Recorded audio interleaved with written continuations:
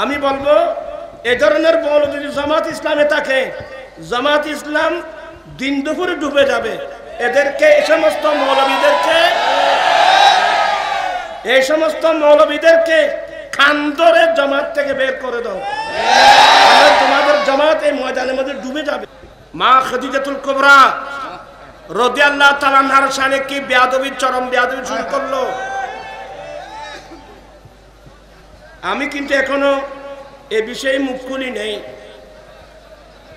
উম্মুল মুমিনিন আমি জান মা খাদিজাতুল কুবরা রাদিয়াল্লাহু তাআলা আনহার শানে যে শব্দ ব্যবহার করা হলো, ইনি নাকি এক ওয়াক্ত নামাজ পড়েন নাই।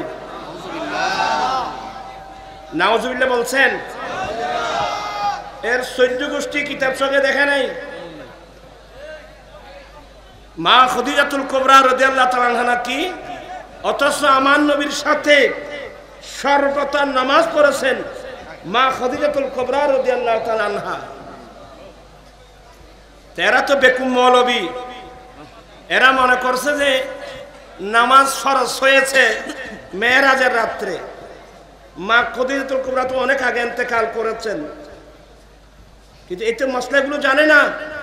আমার আলা হযরত মুজাদ্দিদ দ্বীন মিল্লাত ইমাম আহমদ রাজা ফাজলে বেরলভী রাহমাতুল্লাহ আলাইহি ফতোয়া রাজবিয়ার ভিতরে এমন একটা কিতাব লিখছেন যে মেরাজের আগে, মেরাজের রাত্রে নামাজ ফরজ হওয়ার আগেও আমার নবী এবং নবীর অনুসারীদের উপর নামাজ ছিল।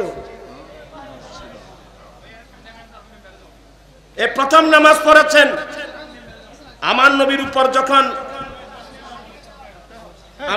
উপর যখন ওহী আসলো। ওহী আসার সাথে সাথে, ওহী আসার পরে জিবরিল নিজের নুরানি পা মেরে জমিন ফেটে পানি উঠছে, সে পানি দিয়ে প্রথমে জিবরিল উযু বানিয়েছেন।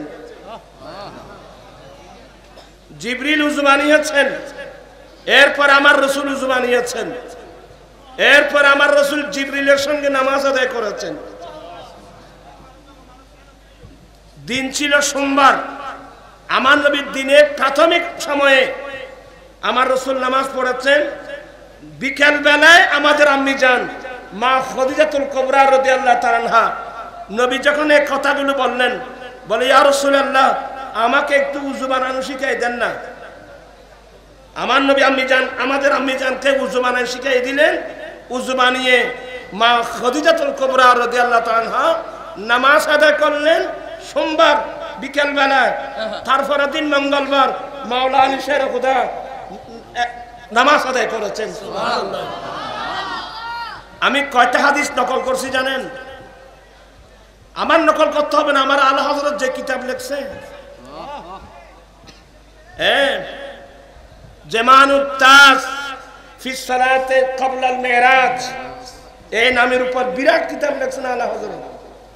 এই মৌলবী যারা আজকে মাঠে ময়দানে দৌড়াদৌড়ি করতেছে, এদের কাছে তো কিতাব সম্বন্ধে কোনো আইডিয়া নেই। সেই কিভাবে বললো মা খাদিজা এক ওয়াক্ত নামাজও পড়ে নাই? এটা তো মা খাদিজাতুল কুবরার উপর একটা মিথ্যা তহমত, একটা মিথ্যা অপবাদ। এগুলো এই সমস্ত বেআকল মৌলবী, এরা বলে আর জামাত করে। আমি বলবো এই ধরনের বল যদি জামাত ইসলামে থাকে, জামাত ইসলাম দিন দুপুরে ডুবে যাবে। এদেরকে এই সমস্ত মৌলবীদেরকে খান ধরে জামাত থেকে বের করে দাও। তোমাদের জামাত এই ময়দানের মধ্যে ডুবে যাবে। আর সে কিভাবে বলল? সে নামাজও পড়ে নাই, রোজা রাখে নাই। তো কত বড় পাগলের ছেলে!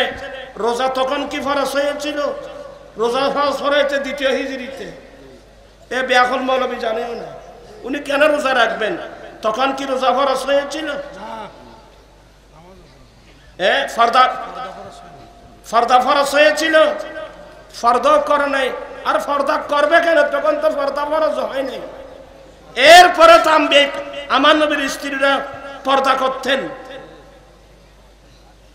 এগুলো আমি কোরআন শরীফ থেকে বললে আশ্চর্য হয়ে যাবেন। এই যে মরিয়ম আলাইহিস সালাম, জিবরিল যখন পুরুষের আকৃতিতে আসছিল আল্লাহর হুকুম পরীক্ষা করার জন্য, মরিয়ম ডাক দিলেন, এই মানুষ সাবধান, আমি তোমার কাছ থেকে আল্লাহর কাছে পানা চাই, আমার দিকে এক কদম দিবা না। তাহলে এদের মধ্যে তো পর্দার আইন না আসলেও এদের মধ্যে তো মহিলাদের মধ্যে পর্দার গুণাবলী ওনার মধ্যে থাকবে, ছিল। পর্দাও করে নাই, কথা কি এভাবে বলে? আম্মি জানের বিষয়ে, নবীর স্ত্রীর বিষয়ে, আম্মি জান বিষয়ে কথা এভাবে বলে। তা আমি একদিন ওই লাইভে আসবো এই বিষয়গুলো নিয়ে, এখন আসি নাই, এদের তামাশা দেখতেছি আমি শুধুমাত্র। ওটা আল্লাহ হযরত গোটা একটা কিতাব লিখে দিয়েছেন। মা খাদিজাতুল কুবরা আমার নবীর সঙ্গে নামাজ পড়ছেন, এটাও তো একটা দুটা হাদিস না। হ্যাঁ, ওই মেরাজ রাত্রে নামাজ যেটা ফরজ, তখন কিন্তু মা খাদিজা ছিলেন না। উনি তো ওই নামাজ পড়ার কোনো প্রশ্নই আসে না। উনি তো এর আগে দুনিয়া থেকে কি হয়েছেন, ইন্তেকাল করেছেন। মা খাদিজাতুল কুবরা যখন ইন্তেকাল করেছেন, ওই সময় তো জানাজার পড়ারও কোনো বিধান ছিল না। নবীর বিবির সাথে কথা বলতে এ বলছে যাকাতও দেয় নাই। আরে মূর্খের দল, মা খাদিজাতুল কুবরার সমস্ত সম্পদ, উনি আরবের শ্রেষ্ঠ ব্যবসায়ী, উনি সমস্ত সম্পদ আমার নবীর হাতে তুলে দিয়েছেন ঈমান ইসলামের জন্য। তুমি কোন মুখে বললা উনি যাকাতও দেয় নাই? বেআকল, বেয়াদব। তোমাকে মৌলভী হতে কে বলছে? তোমাকে মা খাদিজাতুল কুবরার সমস্ত সম্পদগুলো নবীর হাতে ঈমান ইসলামের জন্য দিয়ে দিয়েছেন। আমার রাসূল বলছেন, আমাকে ঈমান ইসলামের জন্য যারা যা দিয়েছেন আমি দুনিয়ায় থাকতে তাদের বিনিময় দিয়ে দিয়েছি। আমি দুইজনের বিনিময় আমি দিই নাই, একজন পুরুষ একজন মহিলা। এদের দানের বিনিময় দিবেন কিয়ামতের মাঠে আল্লাহর কুদরতের হাতে। পুরুষের মধ্যে আমার আবু বকর সিদ্দিক, মহিলাদের মধ্যে খাদিজাতুল কুবরা।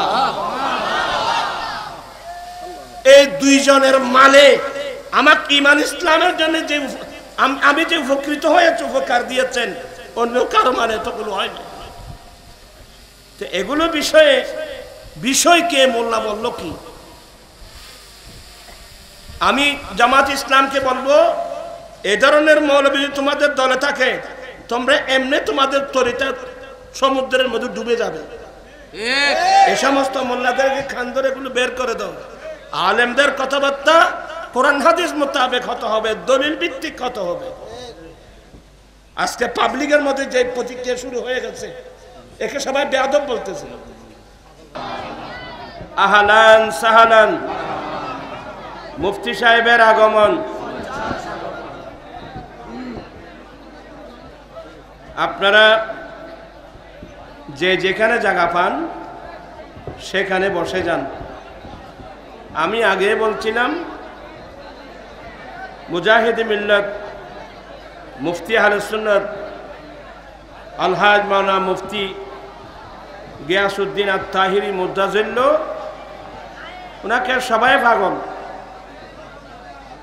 এটা যেন আমরা সুন্নিয়তের মাঠে যেন কাজে লাগাতে পারি, এই জন্য আমরা আহলে সুন্নাত ওয়াল জামাতের কেন্দ্রীয় পরিষদে ওনাকে